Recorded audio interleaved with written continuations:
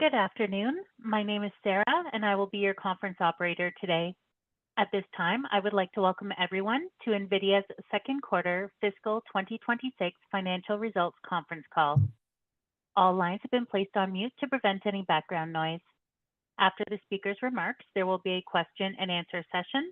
And if you would like to ask a question during this time, simply press star followed by the number 1 on your telephone keypad. If you would like to withdraw your question, press star 1 again. Thank you. Toshiya Hari, you may begin your conference. Thank you. Good afternoon, everyone, and welcome to NVIDIA's conference call for the second quarter of fiscal 2026. With me today from NVIDIA are Jensen Huang, President and Chief Executive Officer, and Colette Kress, Executive Vice President and Chief Financial Officer. I'd like to remind you that our call is being webcast live on NVIDIA's Investor Relations website. The webcast will be available for replay until the conference call to discuss our financial results for the third quarter of fiscal 2026. The content of today's call is NVIDIA's property. It can't be reproduced or transcribed without our prior written consent. During this call, we may make forward-looking statements based on current expectations. These are subject to a number of significant risks and uncertainties, and our actual results may differ materially. For a discussion of factors that could affect our future financial results and business, please refer to the disclosure in today's earnings release, our most recent Forms 10-K and 10-Q, and the reports that we may file on Form 8-K with the Securities and Exchange Commission. All our statements are made as of today, August 27th, 2025, based on information currently available to us.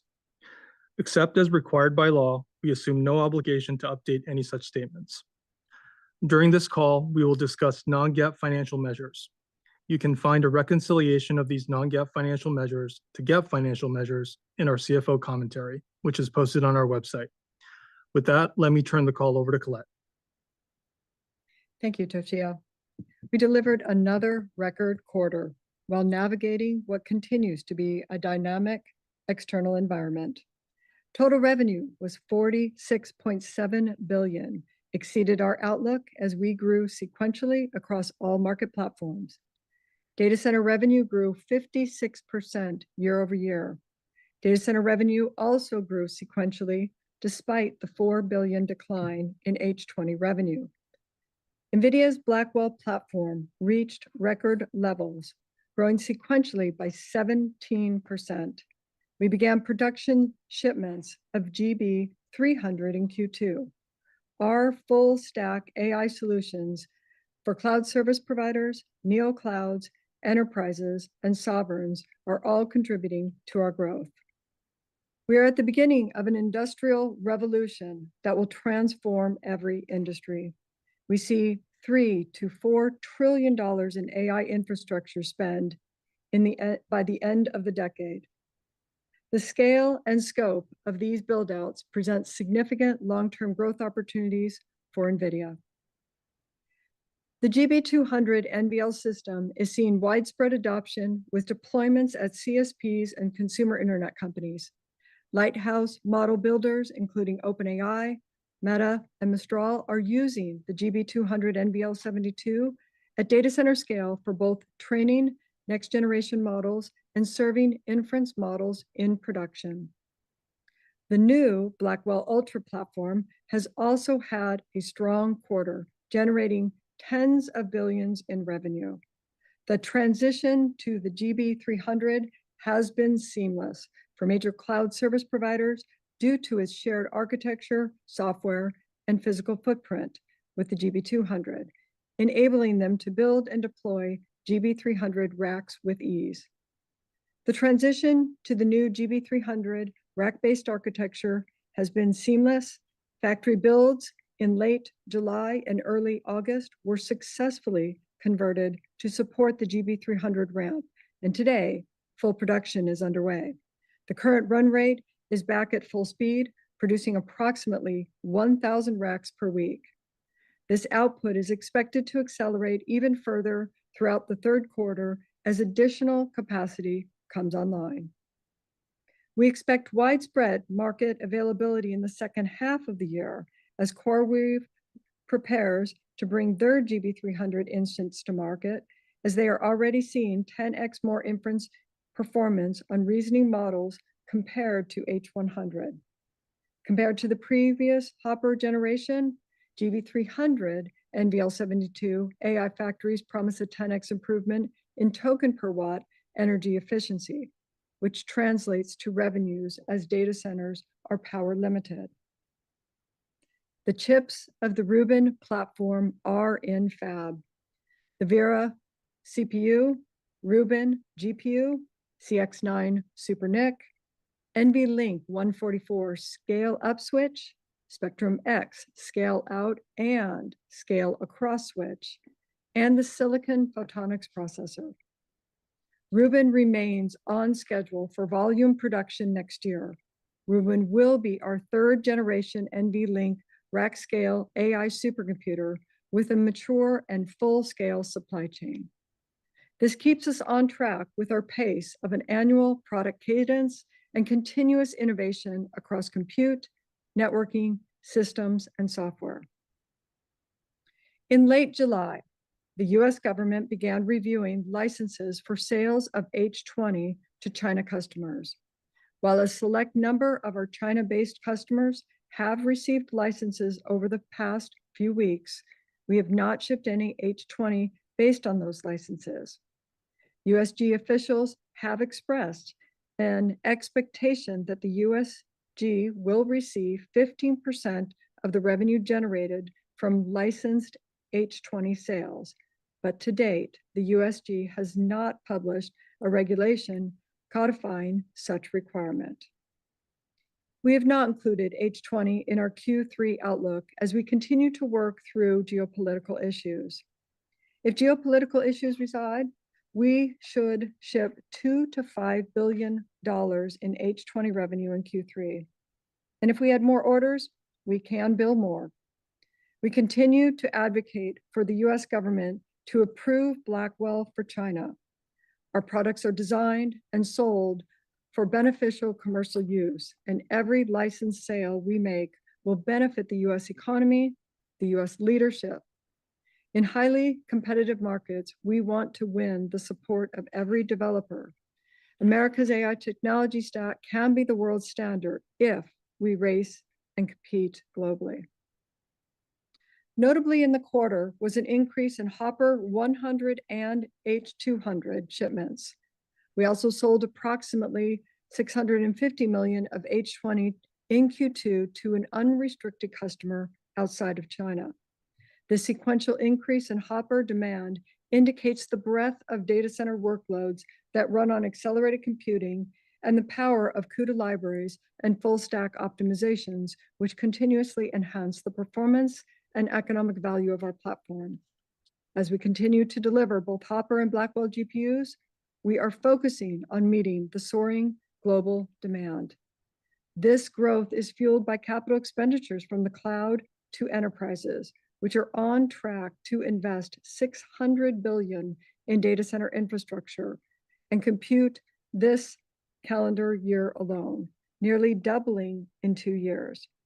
We expect annual AI infrastructure investments to continue growing, driven by the several factors: reasoning agentic AI requiring orders of magnitude more training and inference compute, global buildouts for sovereign AI, enterprise AI adoption, and the arrival of physical AI and robotics. Blackwell has set the benchmark as it is the new standard for AI inference performance. The market for AI inference is expanding rapidly, with reasoning and agentic AI gaining traction across industries.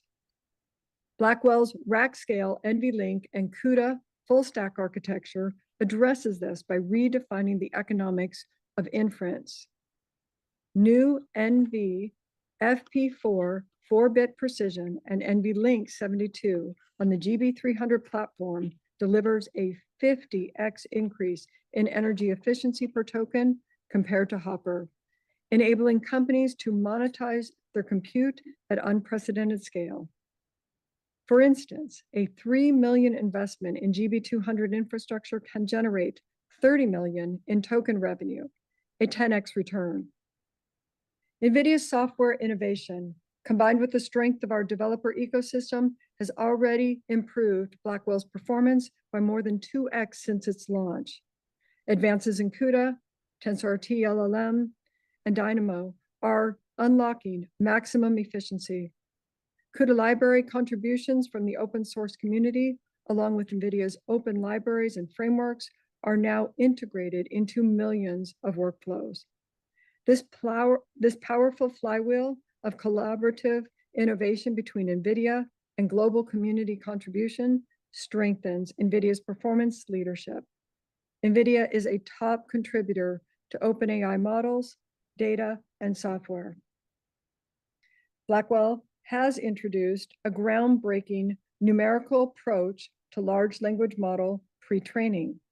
Using NVFP4, computations on the GB300 can now achieve 7x faster training than the H100, which uses FP8. This innovation delivers the accuracy of 16-bit precision with the speed and efficiency of 4-bit, setting a new standard for AI factor efficiency and scalability. The AI industry is quickly adopting this revolutionary technology, with major players such as AWS, Google Cloud, Microsoft Azure, and OpenAI, as well as Cohere, Mistral, Kimi AI, Perplexity, Reflection, and Runway, already embracing it. NVIDIA's performance leadership was further validated in the latest MLPerf training benchmarks, where the GB200 delivered a clean sweep. Be on the lookout for the upcoming MLPerf inference results in September, which will include benchmarks based on the Blackwell Ultra. NVIDIA RTX Pro servers are in full production for the world system makers. These are air-cooled PCIe-based systems integrated seamlessly into standard IT environments and run traditional enterprise IT applications, as well as the most advanced agentic and physical AI applications. Nearly 90 companies, including many global leaders, are already adopting RTX Pro servers. Hitachi uses them for real-time simulation and digital twins, Lilly for drug discovery, Hyundai for factory design and AV validation, and Disney for immersive storytelling. As enterprises modernize data centers, RTX Pro servers are poised to become a multi-billion-dollar product line. Sovereign AI is one on the rise as the nation's ability to develop its own AI using domestic infrastructure, data, and talent presents a significant opportunity for NVIDIA. NVIDIA is at the forefront of landmark initiatives across the UK and Europe. The European Union plans to invest 20 billion euros to establish 20 AI factories across France, Germany, Italy, and Spain, including 5 gigafactories to increase its AI compute infrastructure by tenfold. In the UK, the Umbard AI supercomputer powered by NVIDIA was unveiled at the country's most powerful AI system, delivering 21 exaflops of AI performance to accelerate breakthroughs in fields of drug discovery and climate modeling. We are on track to achieve over 20 billion in sovereign AI revenue this year, more than double than that of last year. Networking delivered record revenue of 7.3 billion, and escalating demands of AI compute clusters necessitate high efficiency and low latency networking. This represents a 46% sequential and 98% year-on-year increase, with strong demand across Spectrum-X Ethernet, InfiniBand, and NVLink. Our Spectrum-X enhanced Ethernet solutions provide the highest throughput and lowest latency network for Ethernet AI workloads. Spectrum-X Ethernet delivered double-digit sequential and year-over-year growth, with annualized revenue exceeding 10 billion. At Hot Chips, we introduced Spectrum XGS Ethernet, a technology designed to unify disparate data centers into gigascale AI superfactories. CoreWeave is an initial adopter of the solution, which is projected to double GPU to GPU communication speed. InfiniBand revenue nearly doubled sequentially, fueled by the adoption of XDR technology, which provides double the bandwidth improvement over its predecessor, especially valuable for the model builders. The world's fastest switch, NVLink, with 14x the bandwidth of PCIe Gen 5, delivered strong growth as customers deployed Grace Blackwell NVLink rack scale systems. The positive reception to NVLink Fusion, which allows semi-custom AI infrastructure, has been widespread. Japan's upcoming Fugaku Next will integrate Fujitsu's CPUs with our architecture via NVLink Fusion. It will run a range of workloads, including AI, supercomputing, and quantum computing. Fugaku Next joins a rapidly expanding list of leading quantum supercomputing and research centers running on NVIDIA's CUDA-Q quantum platform, including ULIC, AIST, NNF, and NERSC, supported by over 300 ecosystem partners, including AWS, Google Quantum AI, Quantinium, QEra, and PsiQuantum. Jetson Thor, our new robotics computing platform, is now available.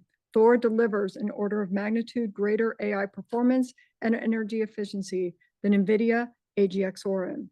It runs the latest generative and reasoning AI models at the edge in real time, enabling state-of-the-art robotics. Adoption of NVIDIA's robotics full-stack platform is growing at rapid rate.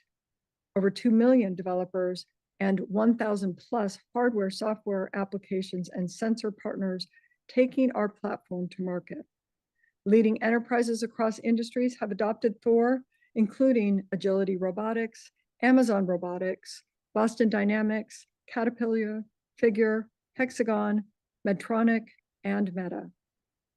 Robotic applications require exponentially more compute on the device and in infrastructure, representing a significant long-term demand driver for our data center platform. NVIDIA Omniverse with Cosmos is our data center physical AI digital twin platform built for development of robot and robotic systems. This quarter, we announced a major expansion of our partnership with Siemens to enable AI automatic factories. Leading European robotics companies, including Agile Robots, Neuro Robotics, and Universal Robots, are building their latest innovations with the Omniverse platform. Transitioning to a quick summary of our revenue by geography. China declined on a sequential basis to low single digits percentage of data center revenue. Note, our Q3 outlook does not include H20 shipments to China customers. Singapore revenue represented 22% of second quarter's billed revenue as customers have centralized their invoicing in Singapore. Over 99% of data center compute revenue billed to Singapore was for US-based customers. Our gaming revenue was a record $4.3 billion, a 14% sequential increase and a 49% jump year on year. This was driven by the ramp of Blackwell GeForce GPUs as strong sales continued as we increased supply availability. This quarter, we shipped GeForce RTX 5060 desktop GPU. It brings double the performance along with advanced ray tracing, neural rendering, and AI-powered DLSS4 gameplay to millions of gamers worldwide. Blackwell is coming to GeForce Now in September. This is GeForce Now's most significant upgrade, offering RTX 5080 class performance, minimal latency, and 5K resolution at 120 frames per second. We are also doubling the GeForce Now catalog to over 4,500 titles, the largest library of any cloud gaming service. For AI enthusiasts, On-device AI performs the best RTX GPUs. We partnered with OpenAI to optimize their open source GPT models for high quality, fast, and efficient inference on millions of RTX-enabled Windows devices. With the RTX platform stack, Windows developers can create AI applications designed to run on the world's largest AI PC user base. Professional visualization revenue reached $601 million, a 32% year-on-year increase. Growth was driven by an adoption of the high-end RTX workstation GPUs and AI-powered workload like design, simulation, and prototyping. Key customers are leveraging our solutions to accelerate their operations. Activision Blizzard uses RTX workstations to enhance creative workflows, while robotics innovator Figure AI powers its humanoid robots with RTX embedded GPUs. Automotive revenue, which includes only in-car compute revenue, was $586 million, up 69% year-on-year, primarily driven by self-driving solutions.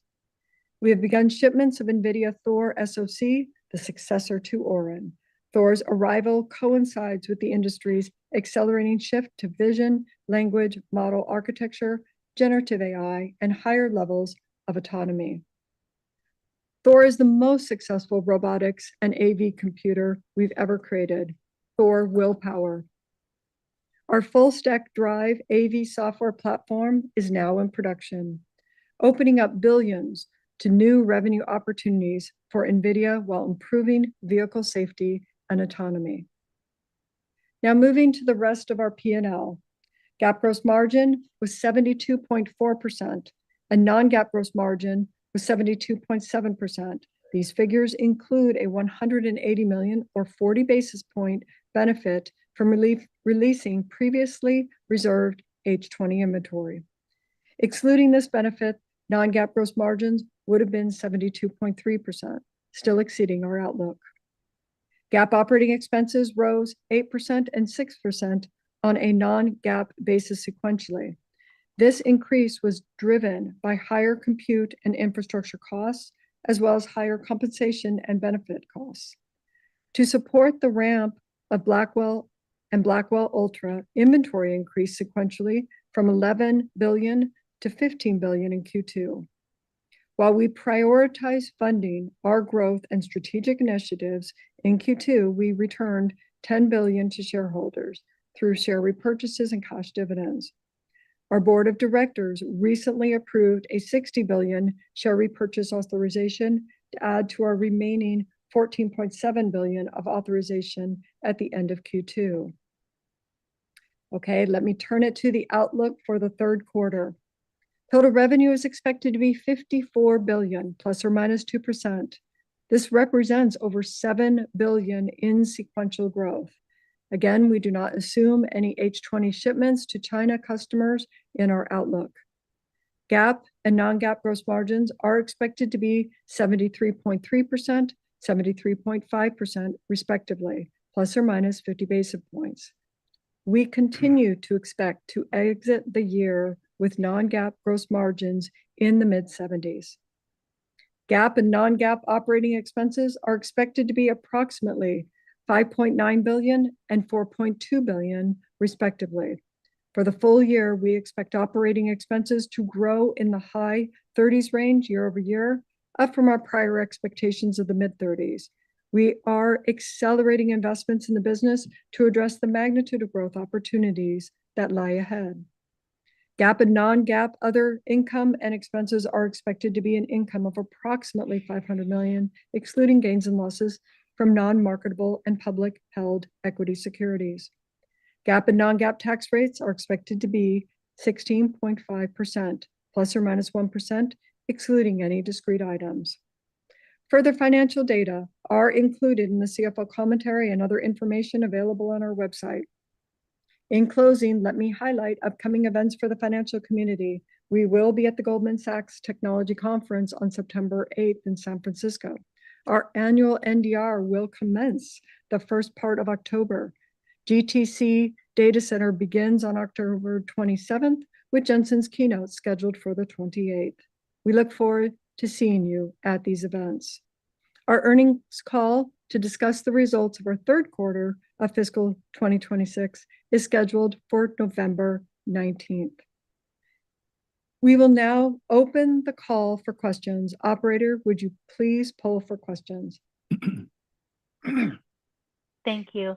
At this time, I would like to remind everyone, in order to ask a question, press star, then the number 1 on your telephone keypad. We'll pause for just a moment to compile the Q&A roster. As a reminder, please limit yourself to 1 question. Thank you. Your first question comes from CJ Muse with Cantor Fitzgerald. Your line is open. Yeah, good afternoon. Thank you for taking the question. I guess with wafer in to rack out lead times of 12 months, you confirmed on the call today that Rubin is on track for ramp in the second half. And obviously, many of these investments are multi-year projects contingent upon power, cooling, et cetera. I was hoping perhaps you take a high-level view and speak to your vision for growth into 2026. And as part of that, if you can kind of comment between networking data center would be very helpful. Thank you. Yeah, thanks, CJ. At the highest level of growth drivers would be the evolution, the introduction, if you will, of reasoning agentic AI. Where chatbots used to be one shot, you give it a prompt and it would generate the answer. Now the AI does research, it thinks and does a plan, and it might use tools. And so it's called long thinking. And the longer it thinks, oftentimes it produces better answers. And the amount of computation necessary for one shot versus reasoning agentic AI models could be 100 times, 1,000 times, and even potentially even more as the amount of research and basically reading and comprehension that it goes off to do. And so the amount of computation that has resulted in agentic AI has grown tremendously. And of course, the effectiveness has also grown tremendously. Because of agentic AI, the amount of hallucination has dropped significantly. You can now use tools and perform tasks. Enterprises have been opened up. As a result of agentic AI and vision language models, we now are seeing a breakthrough in physical AI, in robotics, autonomous systems. So the last year, AI has made tremendous progress. And agentic systems, reasoning systems, is completely revolutionary. Now, we built the Blackwell NVLink 72 system, a rack scale computing system for this moment. We've been working on it for several years. This last year, we transitioned from NVLink 8, which is a node scale computing. Each node is a computer, to now NVLink 72, where each rack is a computer. That disaggregation of NVLink 72 into a rack scale system was extremely hard to do, but the results are extraordinary. We're seeing orders of magnitude speed up, and therefore energy efficiency, and therefore cost effectiveness of token generation because of NVLink 72. And so over the next couple of years, you asked about longer term. Over the next 5 years, we're going to scale into, with Blackwell, with Rubin, and follow-ons, to scale into effectively a $3 to $4 trillion AI infrastructure opportunity. The last couple of years, you have seen that CapEx has grown in just the top 4 CSPs has doubled and grown to about $600 billion. So we're in the beginning of this build out, and the AI technology advances has really enabled AI to be able to adopt and solve problems to many different industries. Your next question comes from Vivek Arya with Bank of America Securities. Your line is open. Thanks for taking my questions. Colette, just wanted to clarify the $2 to $5 billion in China. What needs to happen, and what is the sustainable pace of that China business as you get into Q4? And then Jensen, for you on the competitive landscape, several of your large customers already have or are planning many ASIC projects. I think one of your, ASIC competitors, Broadcom, signaled that they could grow their AI business almost, 55, 60% next year. Any scenario in which you see the market moving more towards ASICs and away from NVIDIA GPU? Just what are you hearing from your customers? How are they managing this split between their use of merchant silicon and ASICs? Thank you. Thanks, Vivek. So let me first answer your question regarding what will it take for the H20s to be shipped. There is interest in our H20s. There is the initial set of licenses that we received. And then additionally, we do have supply that we are ready. And that's why we communicated that somewhere in the range of about 2 to 5 billion this quarter, we could potentially ship. We're still waiting on several of the geopolitical issues going back and forth between the governments and the companies trying to determine their purchases and what they want to do. So it's still open at this time, and we're not exactly sure what that full amount will be this quarter. However, if more interest arrives, more licenses arrives, again, we can also still build additional H20 and ship more as well. NVIDIA builds very different things than ASICs. But let's talk about ASICs first. A lot of projects are started. Many startup companies are created. Very few products go into production. And the reason for that is it's really hard. Accelerated computing is unlike general purpose computing. You don't write software and just compile it into a processor. Accelerated computing is a full stack co-design problem. And AI factories in the last several years has become so much more complex because of the scale of the problems have grown so significantly. It's really the ultimate, the most extreme computer science problem the world's ever seen, obviously. And so the stack is complicated. The models are changing incredibly fast from generative based on autoregressive to generative based on diffusion to mixed models to multimodality. The number of different models that are coming out that are either derivatives of transformers or evolutions of transformers is just daunting. One of the advantages that we have is that NVIDIA is available in every cloud. We're available from every computer company. We're available from the cloud to on-prem to edge to robotics on the same programming model. And so it's sensible that every framework in the world supports NVIDIA. When you're building a new model architecture, releasing it on NVIDIA is most sensible. And so the diversity of our platform, both in the ability to evolve into any architecture, the fact that we're everywhere, and also we accelerate the entire pipeline. Everything from data processing to pre-training to post-training with reinforcement learning, all the way out to inference. And so when you build a data center with NVIDIA platform in it, the utility of it is best. The lifetime usefulness is much, much longer. And then I would just say that in addition to all of that, it is just a really extremely complex systems problem anymore. People talk about the chip itself. There's one ASIC, the GPU that many people talk about. But in order to build Blackwell, the platform, and Rubin, the platform, we had to build CPUs that connect fast memory, low, extremely energy efficient memory for large KV caching necessary for agentic AI, to the GPU, to a super NIC, to a scale up switch we call NVLink, completely revolutionary when we're in our 5th generation now, to a scale out switch, whether it's quantum or Spectrum X Ethernet, to now scale across switches so that we can prepare for these AI super factories with multiple gigawatts of computing all connected together. We call that Spectrum XGS. We just announced that at Hot Chips this week.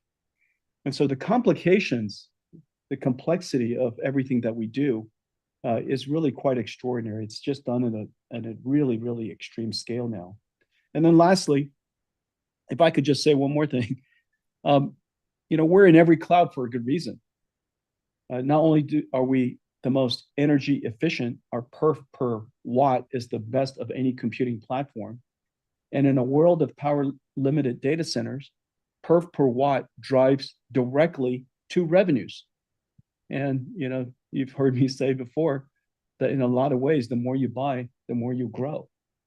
And because our perf per dollar, the performance per dollar is so incredible, you also have extremely great margins. So the growth opportunity with NVIDIA's architecture and the gross margins opportunity with NVIDIA's architecture is absolutely the best. And so there's a lot of reasons why NVIDIA is chosen by every cloud and every startup and every computer company. We're really a holistic, full stack solution for AI factories.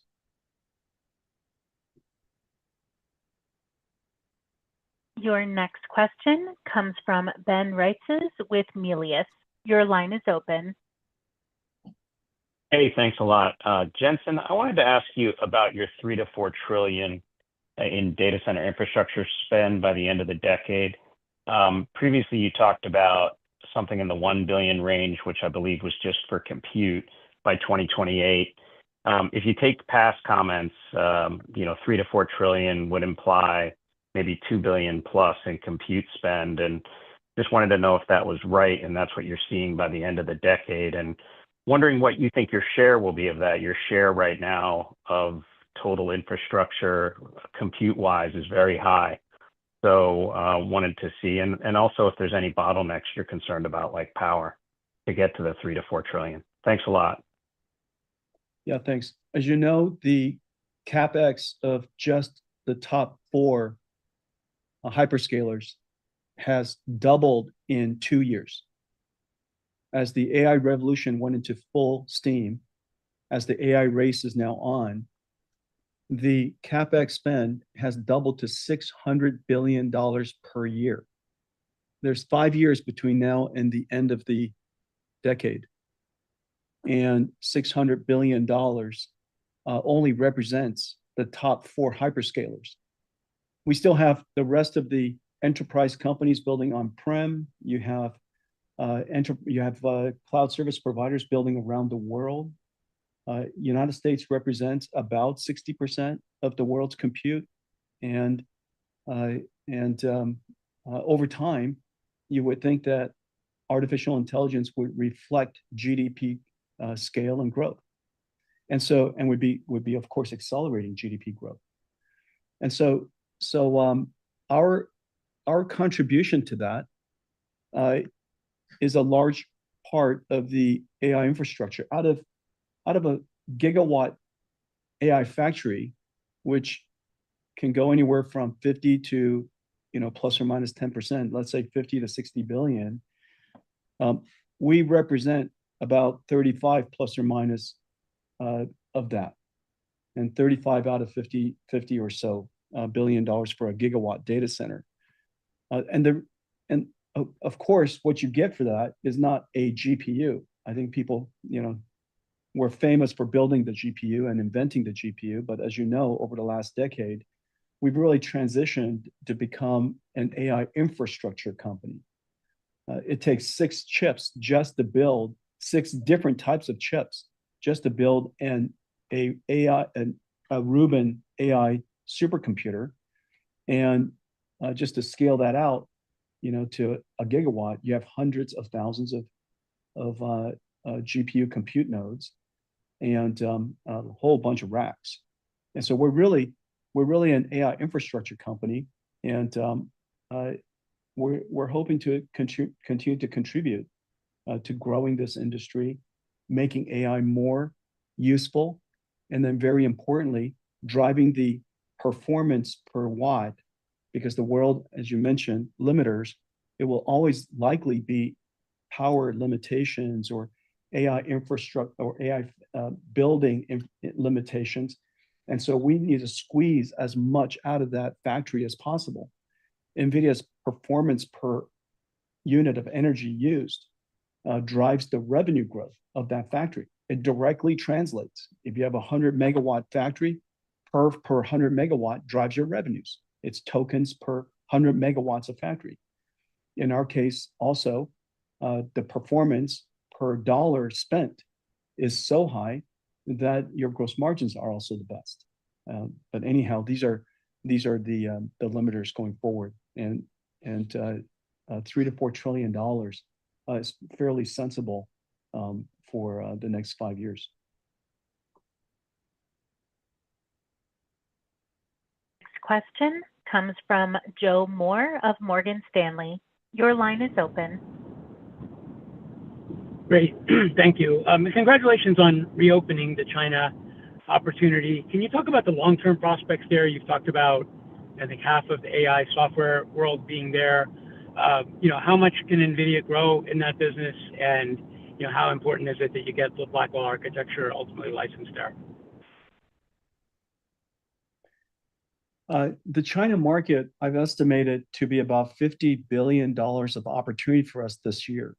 If we were able to address it with competitive products, and if it's $50 billion this year, you would expect it to grow, say 50% per year, as the rest of the world's AI market is growing as well.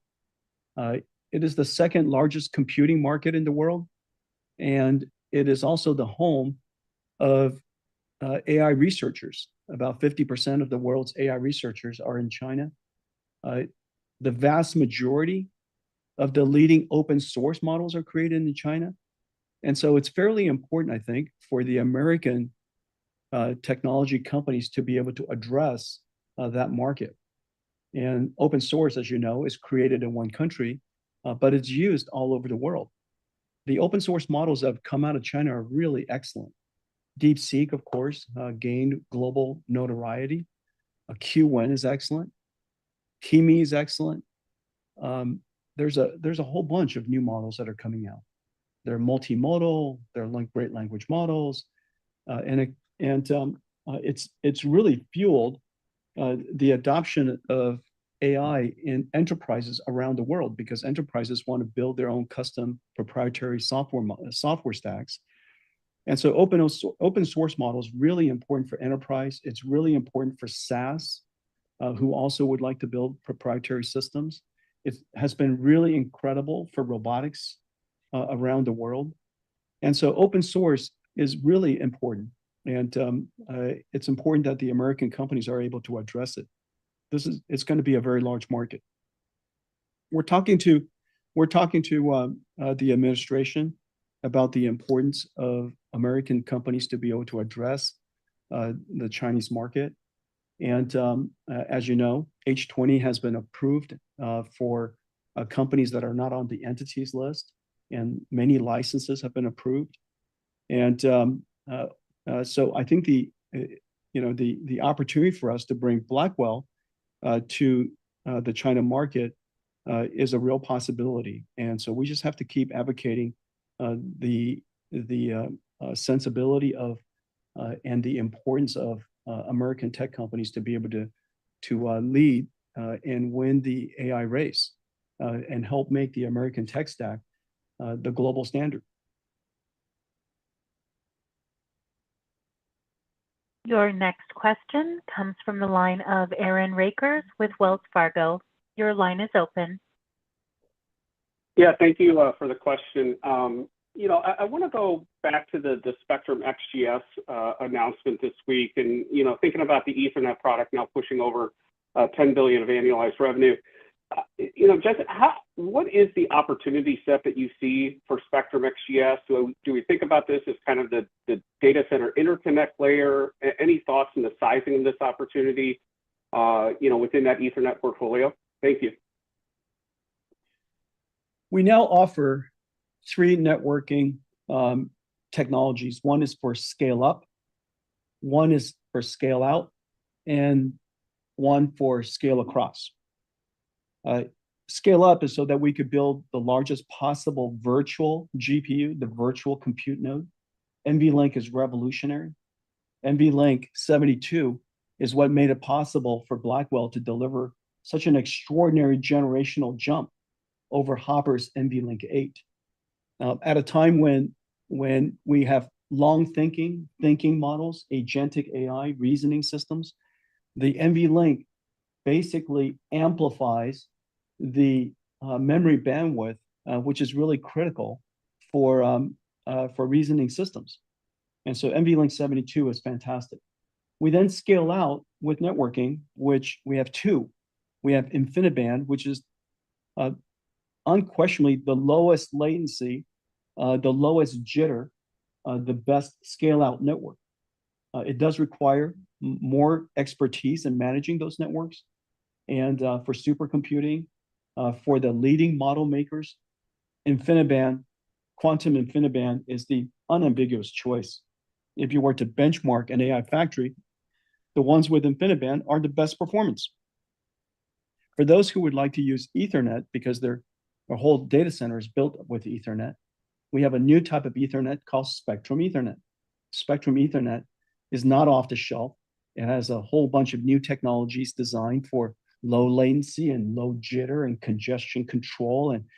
And it has the ability to come closer, much closer to InfiniBand than anything that's out there. And we call that Spectrum X Ethernet. And then finally, we have Spectrum XGS, a gigascale for connecting multiple data centers, multiple AI factories into a super factory, a gigantic system. And you're gonna see that networking obviously is very important in AI factories. In fact, choosing the right networking, the performance, the throughput improvement, going from 65% to 85% or 90%, that kind of step up because of your networking capability effectively makes networking free. Choosing the right networking, you're basically paying, you'll get a return on it like you can't believe, because the AI factory, a gigawatt, as I mentioned before, could be $50 billion. And so the ability to improve the efficiency of that factory by tens of percents results in $10-20 billion worth of effective benefit. And so, the networking is a very important part of it. It's the reason why NVIDIA dedicates so much in networking. It's the reason why we purchased Mellanox 5.5 years ago. And Spectrum X, as we mentioned earlier, is now quite a sizable business, and it's only about 1.5 years old. So Spectrum X is a home run. All three of them are going to be fantastic. NVLink, scale up, Spectrum X and InfiniBand, scale out, and then Spectrum XGS for scale across. Your next question comes from Stacy Raskin with Bernstein Research. Your line is open. Hi, guys. Thanks for taking my question. I have a more tactical question for Colette. So on the guide, you're up, over $7 billion. The vast bulk of that is going to be from data center.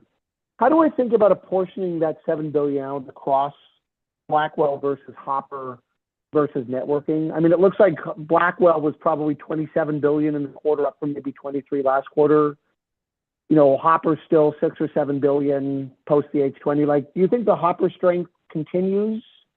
Just how do I think about parsing that $7 billion out across those three different components? Thanks, Stacy, for the question. First part of it, looking at our growth between Q2 and Q3, Blackwell is still going to be the lion's share of what we have in terms of data center. But keep in mind that helps both our compute side as well as it helps our networking side, because we are selling those significant systems that are incorporating the NVLink that Jensen just spoke about. Selling Hopper, we are still selling it. H100, H200s, we are. But again, they are HCX systems, and I still believe our Blackwell will be the lion's share of what we're doing on there. So we'll continue. We don't have any more specific details in terms of how we'll finish our quarter, but you should expect Blackwell again to be the driver of the growth. Your next question comes from Jim Schneider of Goldman Sachs. Your line is open. Good afternoon. Thanks for taking my question. You've been very clear about the reasoning model opportunity that you see, and you've also been relatively clear about the technical specs for Rubin, but maybe you could provide a little bit of context about how you view the Rubin product transition going forward. What incremental capability does that offer to customers? And would you say that Rubin is a bigger, smaller, or similar step up in terms of performance for a capability perspective relative to what we saw with Blackwell? Thank you. Yeah, thanks.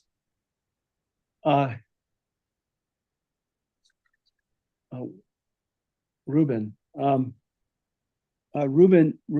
we're on an annual cycle, and the reason why we're on an annual cycle is because we can do so to accelerate the cost reduction and maximize the revenue generation for our customers. When we increase the perf per watt, the token generation per amount of usage of energy, we are effectively driving the revenues of our customers. The perf per watt of Blackwell will be, for reasoning systems, an order of magnitude higher than Hopper. And so for the same amount of energy, and everybody's data center is energy limited by definition, for any data center using Blackwell, you'll be able to maximize your revenues compared to anything we've done in the past, compared to anything in the world today. And because the perf per dollar, the performance is so good that the perf per dollar invested in the capital would also allow you to improve your gross margins. To the extent that we have great ideas for every single generation, we could improve the revenue generation, improve the AI capability, improve the margins of our customers by releasing new architectures. And so we advise our partners, our customers to pace themselves and to build these data centers on an annual rhythm. Rubin is going to have a whole bunch of new ideas. I paused for a second because, I've got plenty of time between now and a year from now to tell you about all the breakthroughs that Rubin's going to bring. But Rubin has a lot of great ideas. I'm anxious to tell you, but I can't right now, and I'll save it for GTC to tell you more and more about it. But nonetheless, for the next year, we're ramping really hard into now Grace Blackwell GB200, and then now Blackwell Ultra GB300. We're ramping really hard into data centers. This year is obviously a record-breaking year. I expect next year to be a record-breaking year. And while we continue to increase the performance of AI capabilities as we race towards artificial superintelligence on the one hand, and continue to increase the revenue generation capabilities of our hyperscalers on the other hand.